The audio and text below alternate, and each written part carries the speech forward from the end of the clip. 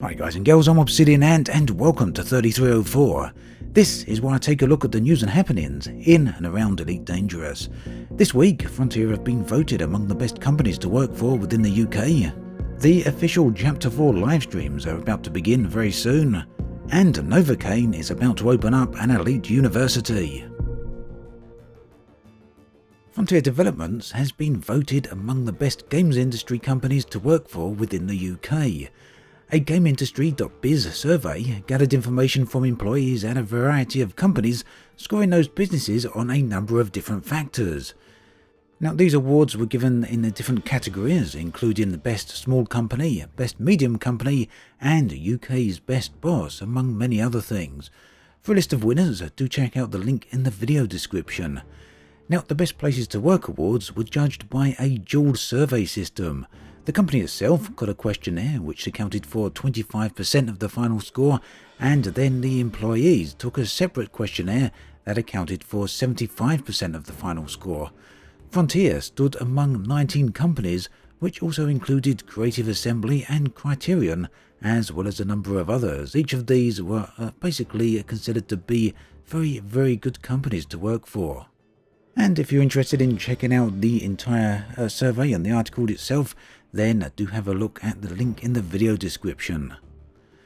The first official Frontier livestream for Chapter 4 of Beyond will begin this Thursday at 1900 BST. This week's livestream will cover the upcoming changes to exploration, which are going to be fairly substantial and will directly impact a number of other areas of the game, such as mining and locating signal sources, as well as locating conflict zones. The livestream is expected to be around 1 hour in length and will focus on Frontier demonstrating how the new exploration features will actually work. Now, this will be the first time Frontier have shown this in action, and to be perfectly honest with you, the system does need to be seen in action to be understood, and it's something I've experienced myself, and I really do think people will have a bit of a different take on it once they see it. Now, this live stream will also be discussing changes to the background simulation that will also be coming with Chapter 4, and Frontier will additionally be showing the new scenarios as well. What are the new scenarios? Well, we're just going to have to wait and see. For more details on the Chapter 4 official live streams, check out the video linked in the top right of this video right now. Also, I'd like to briefly mention a note on the upcoming HUD UI improvements. Now, some people have been wondering if this will be the ability to directly change HUD colors from within the game. However, Frontier have recently confirmed that this is not something that will be a part of Chapter 4. The upcoming UI changes then relate to other things. YouTuber Kane, many of you will know him, will soon be releasing a whole slew of Elite Dangerous tutorials. In fact, these tutorials will be so extensive that he is calling it a curriculum under the Elite University banner.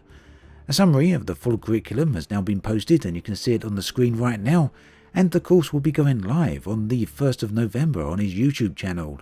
You can find the link to Kane's YouTube channel in the video description.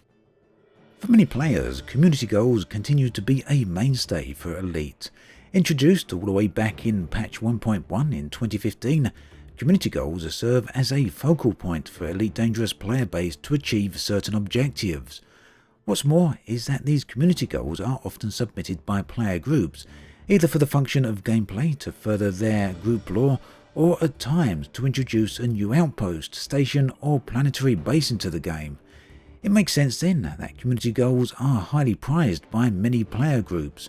However, getting your own community goal into the game may not be as easy as it appears. There is a process to follow, which I won't detail here as it's beyond the scope of this video. However, you can learn everything you need to know from the link in the video description. Now, the reason I'm bringing this up is that I've been approached by a number of player groups who have so far not had a community goal go live, despite submitting one to Frontier. There seems to be very little feedback during the submission process, and groups generally only hear back from Frontier if their community goal is selected as one to be made active.